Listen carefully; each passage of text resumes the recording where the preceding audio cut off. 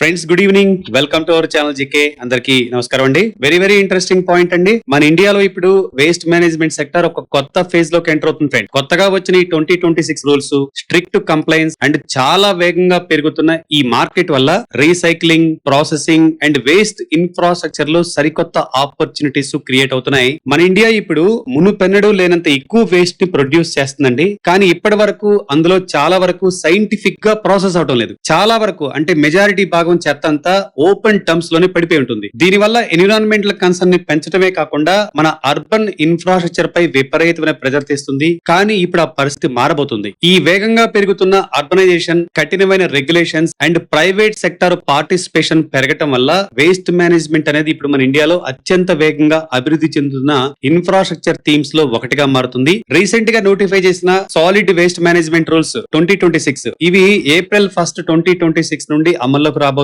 ఈ ట్రాన్సిషన్ లో ఇదొక చాలా ఇంపార్టెంట్ స్టెప్ అని చెప్పుకోవచ్చు మనం. ఈ కొత్త రూల్స్ ద్వారా 4-వే వేస్ట్ సెగ్రిగేషన్ ని మ్యాండటరీ చేయనున్నారు. అలాగే బల్క్ వేస్ట్ జనరేటర్స్ కి కంప్లైంట్స్ ని మరింత టైట్ చేయడం, రీసైక్లింగ్ అండ్ ప్రాసెసింగ్ ని ప్రోత్సహించడం అండ్ ల్యాండ్ ఫిల్ డిస్పోజల్ ని కంట్రోల్ చేయడం వంటి చర్యలు తీసుకుంటున్నారు.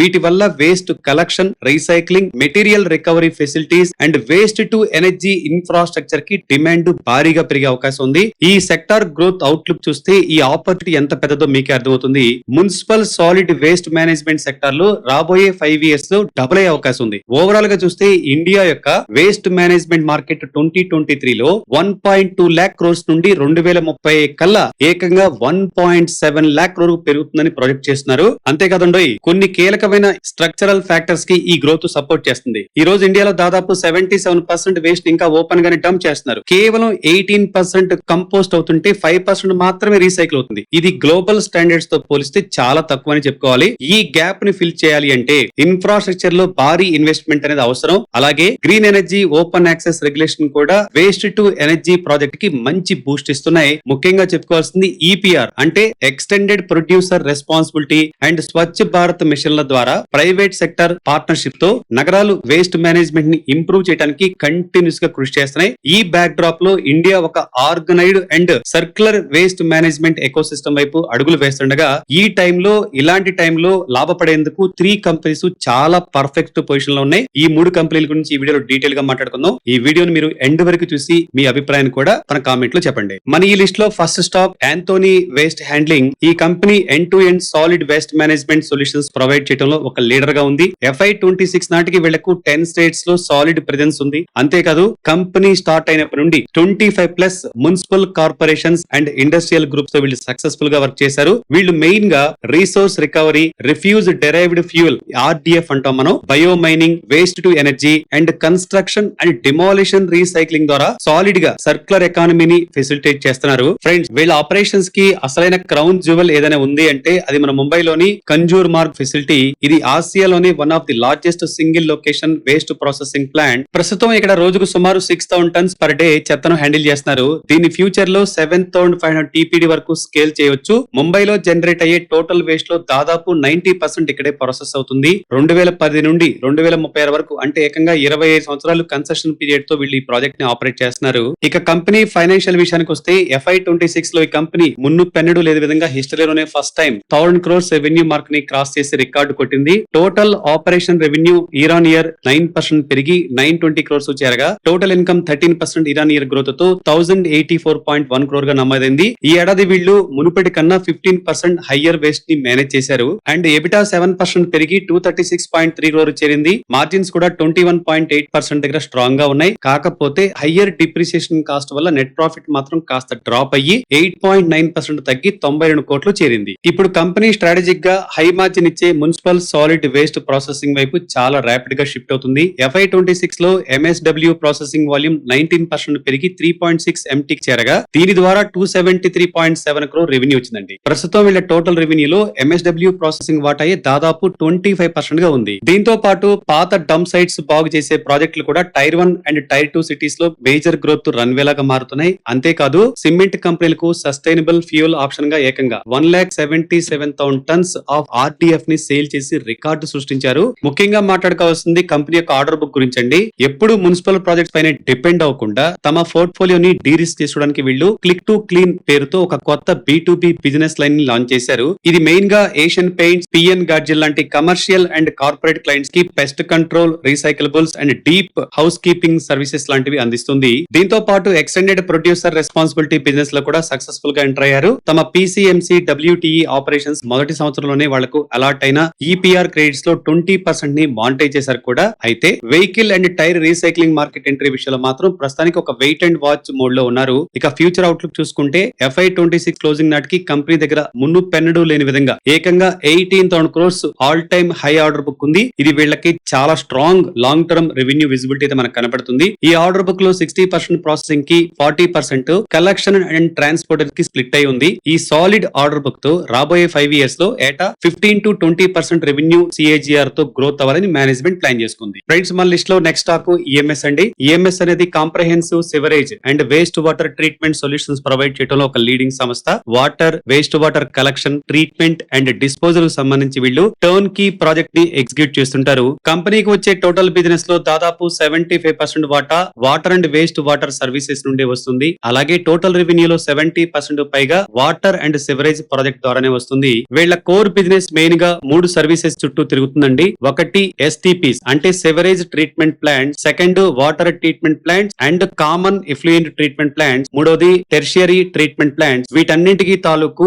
ఆపరేషన్ అండ్ మెయింటెనెన్స్ తో పాటు HEIM అంటే హైబ్రిడ్ యాన్యుటీ మోడల్ ప్రాజెక్ట్స్ ని కూడా వీళ్ళు సక్సెస్ఫుల్ గా ఎగ్జిక్యూట్ చేస్తుంటారు. ఈ EMS కంపెనీ ఎక్కువగా సెంట్రల్ గవర్నమెంట్ ఫండ్ చేసే భారీ స్కీమ్ పైన ఫోకస్ పెడుతుంది. ఉదాహరణకు AMRUT అంటే Atal mission for reservation and urban transformation and NMCG Namami Gange లాంటి వాటితో పాటు JICA Japan international cooperation agency and ADB Asian development bank fund చేసే స్కీమ్స్ ని కూడా టార్గెట్ చేస్తుంది. 2027 నాటికి ఏకంగా 500 కొత్త వేస్ట్ వాటర్ ట్రీట్మెంట్ ప్లాంట్స్ ని ఎస్టాబ్లిష్ చేయడం అనేది వీళ్ళకు ఒక మేజర్ గ్రోత్ డ్రైవర్ లా పనిచేస్తుంది. ఇక్కడ ఇంకో ఇంట్రెస్టింగ్ పాయింట్ ఏంటంటే ఫ్రెండ్స్, ఈ కాంప్రహెన్సివ్ సివరేజ్ వర్క్ అనేది చాలా లేబర్ ఇంటెన్సివ్ గా ఉంటుంది. దీనివల్ల చాలా మంది లార్జ్ కాంపిటీటర్స్ ఈ స్పెసిఫిక్ సెక్టర్ నుండి బయటకు వెళ్ళిపోయారు. ప్రస్తుతం కాంపిటీటర్స్ కేవలం సివరేజ్ ట్రీట్మెంట్ ప్లాంట్స్ కన్స్ట్రక్షన్ కి మాత్రమే బిడ్ చేస్తున్నారు. ఇదే EMS కు ఒక సాలిడ్ కాంపిటేటివ్ అడ్వాంటేజ్ ఇస్తుంది. దీంతో వీళ్ళు end to end municipal sewerage contracts ని ఈజీగా గెలుచుకోగలుగుతున్నారు. Company financial and order book విషయానికి వస్తే నిజం చెప్పాలంటే ఫ్రెండ్స్, FY26 లో ఈ కంపెనీ ఫైనాన్షియల్స్ కాస్త మీటెడ్ గానే అంటే తగ్గాయి. రెవెన్యూ 24.1% ఇయర్ ఆన్ ఇయర్ తగ్గి 733 crore కు పడిపోయింది. Unbilled work in process and weather descriptions వల్ల ఆర్డర్ బుక్ ఎగ్జిక్యూషన్ వీక్ అవటమే దీనికి మెయిన్ రీజన్ చెప్తున్నారు. అదే విధంగా ఆపరేషన్ ప్రాఫిట్ 44.9% పడిపోయి 140 crore కి చేరగా మార్జిన్ అయితే ఏకంగా 700 BPS తగ్గి 19% వచ్చాయి. అదే విధంగా నెట్ ప్రాఫిట్ కూడా దాదాపు సగం తగ్గి FY25 లో ఉన్న 184 crores నుండి FY26 లో దాదాపు 91 crores పడిపోయింది. అయితే FY26 లో ఈ టెంపరరీ సెట్ బ్యాక్ ఉన్నప్పటికీ 31st March 2026 నాటికి కంపెనీ దగ్గర ఇంకా ఎగ్జిక్యూట్ చేయాల్సిన సాలిడ్ ఆర్డర్ బుక్ 1837 crore గా ఉంది. ఇది చాలదన్నట్టు క్వార్టర్ ఎండ్ అయిన వెంటనే వారణాసిలోని యూపీ జాల్ నిగమ్ నుండి 209 crores కొత్త ఆర్డర్ కూడా సొంతం చేసుకుంది. ప్రస్తుతం ఢిల్లీ జల్ బోర్డు అండ్ మహారాష్ట్రలో ఉన్న ప్రాజెక్ట్స్ ని కలుపుకుని దాదాపు 2500 నుండి 3000 crore వర్త్ ఉన్న టెండర్స్ కోసం బిడ్ చేస్తుంది. ఈ కరెంట్ ఇయర్ లోనే 1500 crore పైగా కొత్త ఆర్డర్స్ వస్తాయని మేనేజ్మెంట్ ఎక్స్పెక్ట్ చేస్తుంది. ఈ ఆర్డర్ ని బేస్ చేసుకుని మేనేజ్మెంట్ FY27 కి చాలా స్ట్రాంగ్ గైడెన్స్ అయితే మనకు చెప్పింది. FY27 లో ఏకంగా 1000 crores రెవెన్యూ టార్గెట్ గా పెట్టుకున్నారట. అలాగే ఎబిటా మార్జిన్స్ కూడా మళ్ళీ రికవర్ అయ్యి దాదాపు 25% చేరుతుందని ఎక్స్పెక్ట్ చేస్తున్నారు. ఓవరాల్ గా 2030 వరకు 20 to 25% CAGR ని ఈజీగా అచీవ్ చేస్తామని మేనేజ్మెంట్ ఫుల్ కాన్ఫిడెంట్ గా చెప్తుంది. ఇప్పటి వరకు ఈ EMS కంపెనీ కేవలం ఉత్తరప్రదేశ్, ఉత్తరాఖండ్, రాజస్థాన్, మహారాష్ట్ర అండ్ బీహార్ లాంటి కోర్ స్టేటస్ లోనే స్ట్రాంగ్ హోల్డింగ్ ఉందండి. కానీ ఇప్పుడు వీళ్ళు ఇక్కడతో ఆగిపోకుండా తమ జాగ్రఫిక్ ఫుట్ ప్రింట్ ని ఎక్స్పాండ్ చేసుకుంటున్నారు. దానికి బెస్ట్ ఎగ్జాంపుల్ ఏంటంటే రీసెంట్ గా ఏకంగా కోల్కతా మున్సిపల్ కార్పొరేషన్ నుండి 782 crores వాటర్ సప్లై ఆర్డర్ దక్కించుకొని కోల్కతా మార్కెట్ లో కూడా గ్రాండ్ గా ఎంటర్ అయ్యారు. సో డెఫినెట్ గా ఈ స్టాక్ ని మీ వాచ్ లిస్ట్ లో పెట్టుకుని వాచ్ చేస్తా ఉండండి. మన ఈ లిస్ట్ లో ఫైనల్ అండ్ థర్డ్ స్టాక్ అండి ఎకో రీసైక్లింగ్. ఇది మ్యాండటరీ EPR అంటే extended producer responsibility and Li ion recycling పైన ఆధారపడి ఒక సాలిడ్ హై మార్జిన్ ప్లే. వీళ్ళు తమ కాంప్రహెన్సివ్ 360-degree సర్క్యులర్ పోర్ట్ఫోలియో ద్వారా సర్క్యులర్ ఎకానమీని స్ట్రాంగ్ గా డ్రైవ్ చేస్తున్నారు. వీళ్ళ main focus end to end e waste management పైన అండ్ ఎలక్ట్రానిక్ ప్రొడక్ట్స్ యొక్క లైఫ్ ని పెంచడం పైన ఉంటుంది. ఈ కంపెనీ మహారాష్ట్రలోని పాల్ఘర్ డిస్ట్రిక్ట్ లో ఉన్న వసాయిలో దాదాపు 65,000 square feet లో ఒక రీసైక్లింగ్ ఫెసిలిటీని ఆపరేట్ చేస్తుంది. సక్సెస్ఫుల్ గా తమ టోటల్ ప్రాసెసింగ్ కెపాసిటీ ఏకంగా 31,200 మెట్రిక్ టన్ పర్ యానం కి ఎక్స్పాండ్ చేశారు. ఇందులో ప్రత్యేకించి 6,000 MTPA కెపాసిటీ అనేది lithium ion battery recycling and black mass production కోసమే కేటాయించారు. తమ మార్జిన్స్ పెంచుకోవడం కోసం కంపెనీ ఇప్పుడు హయ్యర్ వాల్యూ ప్రొడక్ట్స్ పైన కాన్సన్ట్రేషన్ చేస్తుంది. అంటే ఈ వేస్ట్ నుండి precious metals like gold, silver, palladium recovery చేయడం, అలాగే లిథియం అయాన్ బ్యాటరీల నుండి కోబాల్ట్, నికెల్ అండ్ మ్యాంగనీస్ లాంటి క్రిటికల్ మినరల్స్ ని ఎక్స్ట్రాక్ట్ చేయడం లాంటివి చేస్తున్నారు. ఇది మన దేశం యొక్క ఇంపోర్ట్ డిపెండెన్సీ తగ్గించే ఇండియాస్ క్రిటికల్ మినరల్ మిషన్ కి, అలాగే మన మ్యాండటరీ ఈపీఆర్ కంప్లైన్స్ రిజిమ్ కి పర్ఫెక్ట్ గా సింక్ అవుతుంది. ఇక కంపెనీ ఫైనాన్షియల్ పరంగా చూసుకుంటే వీళ్ళ బ్యాలెన్స్ షీట్ చాలా స్ట్రాంగ్ గా ఉందని చెప్పుకోవచ్చు friends. Revenue year on year 14% పెరిగి 52.8 crore చేరింది. ఎబిటా దాదాపు ఫ్లాట్ గా 33.3 crore దగ్గర ఉన్నప్పటికీ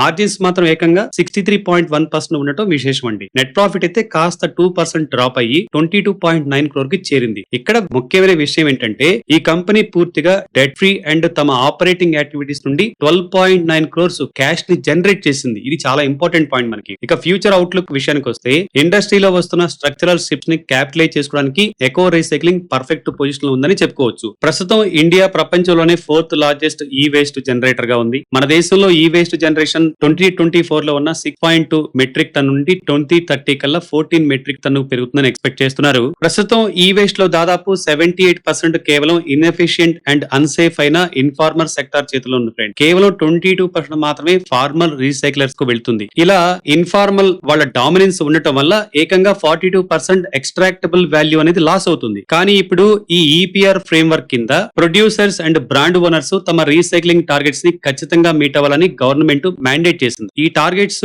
ఈ రోజున్న 60% నుండి 2029 కల్లా 80% పెరగబోతున్నాయి. ఒకవేళ ప్రొడ్యూసర్స్ ఫెయిల్ అయితే భారీగా ఎన్విరాన్మెంట్ కాంపన్సేషన్ ఫైన్ ని కట్టాల్సి వస్తుంది. దీంతో ప్రొడ్యూసర్స్ తమ వేస్ట్ ని ప్రాసెస్ చేసుకోవడానికి, ఈపీఆర్ సర్టిఫికెట్స్ ని జనరేట్ చేసుకోవడానికి ఎకో రీసైక్లింగ్ లాంటి ఫార్మర్ రీసైక్లర్స్ పై ఖచ్చితంగా ఆధారపడాల్సి వస్తుంది. ఈ రెగ్యులేషన్ వల్ల ఒక బ్రహ్మాండమైన గ్రోయింగ్ మార్కెట్ అయితే క్రియేట్ అవబోతుంది. Certified capacity and 95% to 97% high material recovery rates తో ఫస్ట్ మూవర్ అడ్వాంటేజ్ ఉన్న ఈ కంపెనీ ఇండియాలో ఒక ఫార్మల్ నియర్ జీరోలా సర్క్యులర్ ఎకానమీగా మారుతున్న ఈ క్రమంలో భారీగా బెనిఫిట్ పొందే ఛాన్స్ ఉంది. ఫ్రెండ్స్, మనం డిస్కస్ చేస్తున్న ఈ 3 స్టాక్స్ ని కంపేర్ చేస్తే స్ట్రాంగ్ ఆర్ఓసిఈ, ఆర్ఓఈ పరంగా ఎకో రీసైక్లింగ్ టాప్ లో నిలుస్తుంది. ఆ తర్వాత ప్లేస్ లో ఈఎంఎస్ అండ్ ఆంథోనీ వేస్ట్ లో ఉన్నాయి. ఇక వాల్యుయేషన్ పరంగా చూసుకుంటే ఈఎంఎస్ తన ఇండస్ట్రీ మీడియన్ కి అండ్ తమ హిస్టారికల్ 3-year మీడియన్ పిఈ కి ప్రీమియం లో ట్రేడ్ అవుతుంది. ఇక ఆంథోనీ వేస్ట్ అయితే ఇండస్ట్రీ అండ్ హిస్టారికల్ మీడియన్స్ రెండింటికి డిస్కౌంట్ ట్రేడ్ అవుతుంది. మరోవైపు ఎకో రీసైక్లింగ్ తన లెగసీ మీడియన్ కంటే తక్కువ ప్రైస్ కి ట్రేడ్ అవుతున్నప్పటికీ ఇండస్ట్రీ మీడియన్ కి మాత్రం ఒక సిగ్నిఫికెంట్ ప్రీమియం లో ట్రేడ్ అవుతుంది. ఫైనల్ గా ఒక మాటలో చెప్పుకోవాలంటే friends, solid waste management rules 2026 వల్ల వేస్ట్ మేనేజ్మెంట్ వాల్యూ చైన్ అంతటా డిమాండ్ యాక్సిలరేట్ అయ్యే ఛాన్స్ క్లియర్ గా కనిపిస్తుంది. హయ్యర్ మున్సిపల్ వేస్ట్ ప్రాసెసింగ్ వల్ల ఆంథోనీ వేస్ట్ లాపడొచ్చు. Urban local bodies water and sewerage network తో పాటు ఎన్విరాన్మెంటల్ ఇన్ఫ్రాస్ట్రక్చర్ లో కూడా ఎక్కువ ఇన్వెస్ట్మెంట్ చేయడంతో ఈఎంఎస్ కి సాలిడ్ గెయిన్స్ అయితే రావచ్చు. ఇక స్ట్రాంగ్ వేస్ట్ సెగ్రిగేషన్ వల్ల, అలాగే ఈపీఆర్ లెడ్ రెగ్యులేషన్స్ ద్వారా India recycling ecosystem formalise అవుతుండటంతో ఎకో రీసైక్లింగ్ కి బాగా బెనిఫిట్ అవుతుంది అనుకుంటున్నాం. సో ఈ సెక్టార్ లో రాబోతున్న ఈ ఇండస్ట్రీ టెయిల్ విండ్ వీళ్ళు ఎలా క్యాప్చర్ చేస్తారో అనలైజ్ చేయడానికి ఈ కంపెనీలు ఖచ్చితంగా మీ వాచ్ లిస్ట్ లో యాడ్ చేసుకోండి. ఫ్రెండ్స్, ఇవి ఈ రోజు మన స్టాక్ ఇన్సైట్స్. మరో పవర్ఫుల్ మార్కెట్ ఇన్సైట్స్ తో మరలా కలుసుకుందాం. Thanks for watching.